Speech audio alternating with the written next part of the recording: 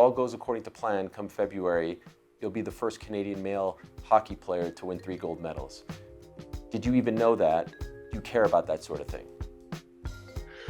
I didn't know that, and I'm a long ways away from that. So a lot of work to be done before I even want to, talk about the potential of that. Hey everyone, Ariel Helwani here at CBC Sports HQ, and it is a massive honor and privilege to be speaking to this man, inimitable, often imitated, never duplicated Canadian royalty, and as of right now, a Lululemon ambassador for Team Canada for the upcoming 2026 Milano Cortina Winter Olympic Games, the one and only, the legend himself, Sid the Kid, Sidney Crosby. Hello, Sid, how are you? Good. Thanks for that introduction. Wow, This is a great honor for me. First time getting a chance to speak to you, and really excited about this, and excited for you, and congratulations on the honor of being a Lululemon team ambassador. I consider myself, by the way, an unofficial one. I'm wearing all Lululemon for this interview. So from one unofficial to an official team ambassador, congratulations, my man. Thank you. Yes, very comfortable on the way to the rink and whatnot. Great Canadian brand. You, in your own right, are a great Canadian ambassador and brand as well. What does it mean to you to be linked up with a brand like Lululemon? Yeah, it's great. Obviously, with the partnership with the Olympics and having been a part of the Olympics a couple times, knowing how much passion and pride are involved with the Olympics, and know what a great brand that Lululemon is, it's something that made a lot of sense. And it's been a great experience, getting to know the people there and seeing how much goes into, the thought and the design for everything in order to make sure that all the athletes are taken care of. And of course, this all, leads into 2026, rapidly approaching February, right around the corner. Your third Olympic Games after a pretty long break there. Did you feel at one point like you might never get the opportunity to come back? Your last one was in 2014. And once you found out that NHL players would be going back to the Olympic Games, how did you react? Yeah, just really excited. I mean, it was tough there with a couple of them, not knowing what was going to happen, anticipating that you were going to go, and then eventually finding out that it wasn't going to happen. So, to still be playing, to have the opportunity to compete at the Olympics again is something that, I'm grateful for. I'm motivated, and I think it's great for hockey fans. Obviously, it's something that they've wanted to see. So, yeah, I'm just grateful for the opportunity to be able to go back. So what's fascinating to me about your involvement in these games is, sometimes when you have a legend like yourself, but, getting a little bit up there, no signs of slowing down anytime soon, and I'll get to that in a moment, it's more of like an honor to be on an Olympic team. But as we are sitting here today, right now, and I don't want to date us necessarily, but I do think it's important to note, you are the leading goal scorer in the National Hockey League. So age ain't nothing but a number to you, 38 years young, and you are leading the league in goals as we speak right here and now. And so I'm wondering, after the offseason where there was maybe some whispers, are you going to go somewhere else, new chapter, all that stuff, do you go into this season and even the Olympic Games with a massive chip on your shoulder to show people that you are still the same great Sid the Kid? Yeah, I mean, you can look at motivation a lot of different ways. I think, for me personally, I think it's more just the motivation of being able to compete at the Olympics with some of the best in the world. And as you talked about, I mean, the expectations for our team, we're pretty low coming into the season. So to be able to have a good start, I think definitely helps. But I think all my motivation just comes from that opportunity to compete again. I mean, for a couple of the Olympics there, to miss them and to not know what was going to happen, and now to know that we're finally going back. That's motivation, in itself. And yeah, that's kind of on my mind the most, is just making the most of this opportunity here. You're always such a pro, and you don't give people much fodder to, have that bulletin board material. But deep down inside, like there's a part of you that wants to show people that you're still the best in the world, right? Like you have to use that as a bit of fuel in your engine, no?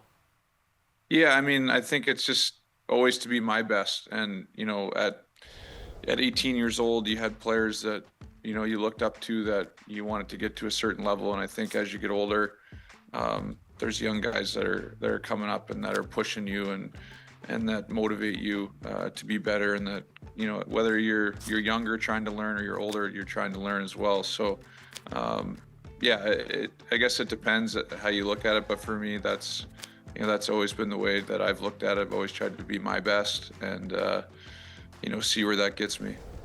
I remember a couple years ago hearing LeBron James say that he invests millions of dollars in his body in terms of recovery and all that stuff. Do you do the same thing? Like, how are you able to compete still at this level as you approach 40? Yeah, I mean, it takes a lot more than it used to. I think, looking back, I wish I would have, um, probably known what I do now as far as, how to approach just, diet, nutrition. I still think did a pretty good job of that, but I think as you're seeing now with younger guys coming in, they're just so prepared, and there's so much knowledge there. But, um, just having a good work ethic off the ice, making sure that preparation, that you do everything you can to prepare your body, and part of it's mental, part of it's physical, but just giving yourself every opportunity to be successful out there. And it's hard work, and I've got some great people that help me, and it all comes down to having a passion for it, and trying to be the best that you can be. So I still love it, and I think that's probably the biggest part of it. One interesting thing about the NHL players being involved in the Olympic Games again is, say, unlike the NBA players in the Olympics or even soccer players with the World Cup, those competitions happen in their off season. For you guys, it's in the middle of the season. And so when does the brain start to switch over to that? I mean, we're still, a few months away, 3 or so months away as we're speaking here today, and you're in the midst of a great start to the season and all that stuff. I'm sure you're not necessarily thinking too much about games in February. So how do you balance the two, and when do you start to turn your attention a little bit more to what's going to transpire in Milan? Yeah, it's a good question. I think it's always something in the back of your mind, especially in an Olympic year. Um, you're always thinking, okay, like, what's coming up. That even right now our schedule is pretty hectic because of the Olympic year, and we're playing a lot more games earlier on than we typically would. So trying to manage your rest and all that, as you would for your own team, but also I think, looking at the fact you're going to be playing, pretty intense games in February. Trying to manage all that isn't easy, but at the same time, it's a good challenge to have, and it is always in the back of your mind. So to answer your question, I think it's constantly there, but it's kind of in the background. And I think the more that you can, be present and just worry about your game and taking care of things right now, it lends itself to helping you, get ready for the Olympics. I know the official squad hasn't been announced just yet, but is there an Olympic team group chat? Are guys keeping in touch? Any smack talking? Any sort of interaction between the other guys from the other teams who will be your teammates come February? No, I mean, we've got a small group, but it hasn't gotten too out of hand yet. I think once the team's made, and guys start to see each other, leading up to it, it tends to pick up, and that was the case with Four Nations. And there'll be a lot of guys that played at Four Nations that will be on the Olympic team as well. So it helps having gone through that experience last year and built some chemistry with the group there. So, but that's the fun part of playing on a team, and that'll start to come as it gets closer. Given your status on the team, just curious, I don't know necessarily how these things work. Does anyone ask for your opinion? Do you weigh in on personnel decisions and whatnot? Um, I wouldn't say officially, no. I mean, I think, when you get a bunch of hockey guys together, obviously we're gonna talk hockey, and who's playing well, who looks good. Um, I think it comes up naturally. I don't think it's something where you're necessarily going down a checklist, and seeing what Sid thinks about a certain player. But I think naturally, just having a passion for the game, everyone talking about it, um, and playing against one another. I think it's interesting to see different perspectives from guys. Whether someone had a good game against somebody, or you're looking and watching games and someone looks really good or stands out.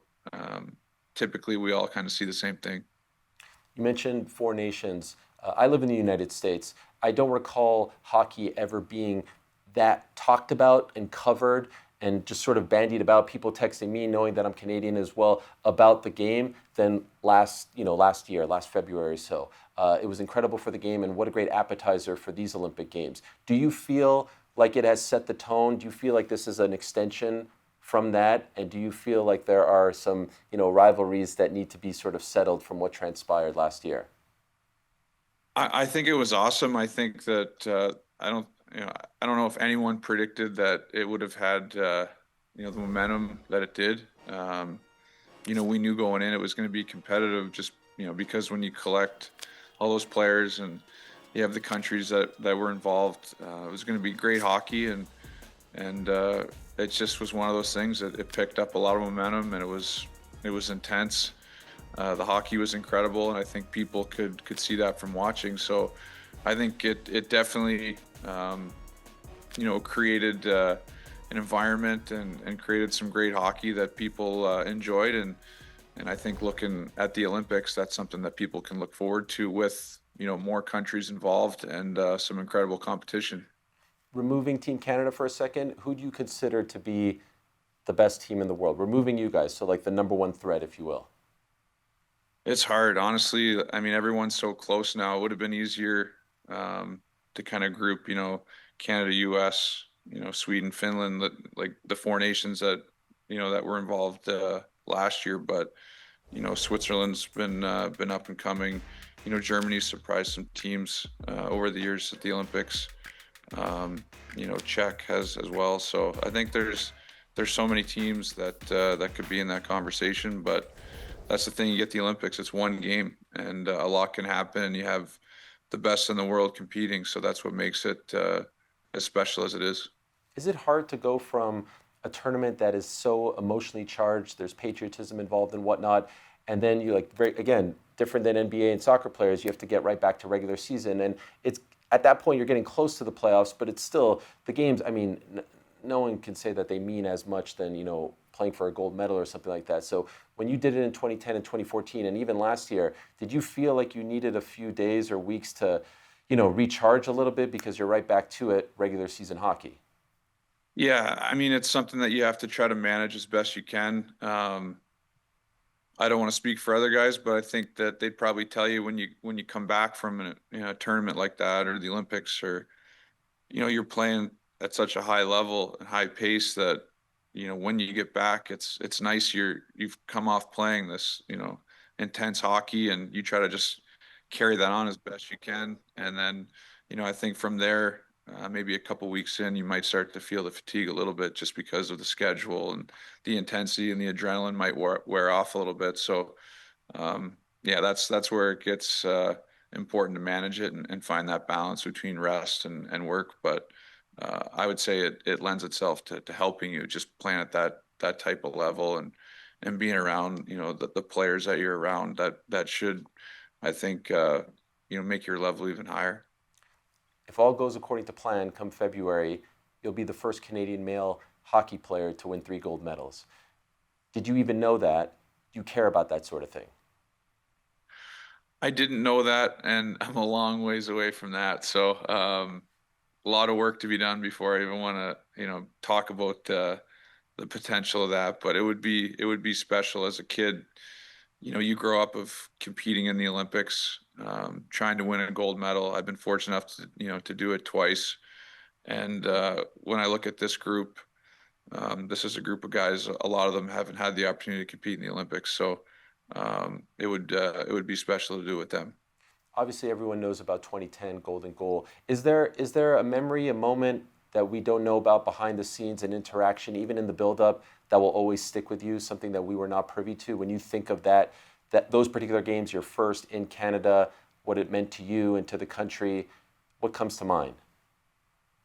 Oh, so much comes to mind. I would say two things. Probably just the devastation, being 30 seconds away from winning it, and having them tie it up. That feeling will stick with me when you're that close. And then just the dressing room leading up to going into overtime. Um, it was just to go from that feeling of being devastated to just the intensity, but also the drive of everyone in there to say, hey, we're going to find a way to get this done. We're at home.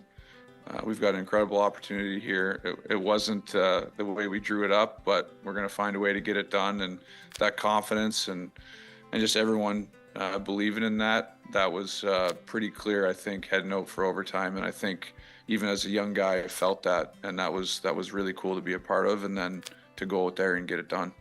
You know, it's really interesting you say that because we're just a couple of, days removed from the heartbreak that the Blue Jays experienced, and it was a very similar thing, right? They're 2 outs away, 4 strikes away, thinking they're going to win the World Series, and then the Dodgers tie it. But they don't have the luxury of going to the back and regrouping themselves. They have to get right to it. In hockey, obviously, it's a little bit different. Do you remember someone in particular kind of, snapping everyone out of it, leading the charge, rallying the troops, a veteran or anyone, maybe even the coach at the time, to get you guys to like stop lamenting, stop mourning, and focus on actually winning the game? Yeah, I want to say it was probably, a few minutes into the intermission, and then it was like there was a switch. I remember Scott Niedermayer saying a few words. Mike Babcock came in eventually before he went back out and said, "Listen, someone's got an opportunity here to score a goal and be a hero, and we got to go out there and go after it. We got to turn the page." And I remember Scott Niedermayer had a huge impact on our group the entire time, but in that moment, I remember just how calm he was and poised, and for something that could be so rattling, to lose, to have them score with 30 seconds left and to have him come in so composed after that, that belief, I think, was felt throughout the room, and it carried on to overtime. Is that the greatest moment of your life? It's up there, I would say, definitely in my hockey career. I've been fortunate to be part of some really cool moments, but yeah, that's right up there, definitely. And I'm sure there's not a day, especially around these times, there's not a day that goes by that someone doesn't bring it up to you. Interestingly enough, I was preparing for this and try to find some nuggets, try to find some different things because I know you get asked the same questions all the time. And it occurred to me, no social media whatsoever for Sid, right? No Instagram, no X, no nothing. Is there? Do you have a burner account or something? No, I have a foundation account. So through my foundation, I have a social media, but um, yeah, it was one of those things. I didn't really have it growing up. Like I didn't have social media. It wasn't something I felt like I needed. And, um, it's a little different today. That's changed pretty quickly, but it's just something that, I think when you grow up with it, there's probably more of a need, or you feel like you do. And, it's something for me that I haven't ever felt like I necessarily needed. So I have a foundation account, and yeah, that's kind of where it's at right now. Who knows? That may change one day, but I'll let you go in a couple minutes. Thank you so much for this. It's been amazing. Just a couple more questions. I feel like I know what you're going to say, but I'll just ask it anyway. I think it would be awesome if Sid is the flag bearer in Milano. What do you think? Do you want that? Do you like that idea? I think there's so many people that could easily do that. Yeah, I mean, Come that'd on. be an honor, It would be but at the great, same right? time, there's lots of people that deserve that. So I'm thrilled to be going to the Olympics. I thought, after missing a couple, that I wouldn't even have the opportunity. So whatever role I need to have, I'll accept it, and it'll be cool. I'll say it for you. I think a lot of people deserve it. No one deserves it more than you. And I feel like that smile is enough for me as far as that one. And could we end on this? A memory as a kid growing up watching the Olympics before you made it, before you were on the cusp of this incredible Olympic career. Is there something that comes to mind you remember watching in Cole Harbor, someone where you were saying to yourself, man, I wish I could do that. I hope I can do that. I can't wait until I can do that. Yeah, I mean, I loved the Olympics. I loved watching every sport, the Winter Olympics and the summer, but, Winter Olympics, playing hockey, loving hockey, and Salt Lake, that game, that final game, Canada US, was one that, just the build up and the intensity and the emotion that was part of that game was so cool as a young player, and just seeing all those guys together on that team for Team Canada. Just an incredible game, and that's one that I'll remember forever, watching that one and dreaming of hopefully, being there one day. And final one, just a true or false, very easy. This will be Sidney Crosby's final Olympic Games. Ooh, that's a tough one. I honestly, I I hope it's not, but if it is, I hope that I can make the most of this great opportunity. But who knows? Who knows? I want to play as long as I can. I hope it's not. Sounds like a false to me. So we're going with false on that one, all right? We're going with false. Sid, thank you so much. What a great honor this was. Congratulations on being a Lululemon ambassador. Congratulations on an amazing start to this upcoming year. And of course, good luck to you and the whole team come February in Milano. Thank you so much. Thank you. I appreciate it.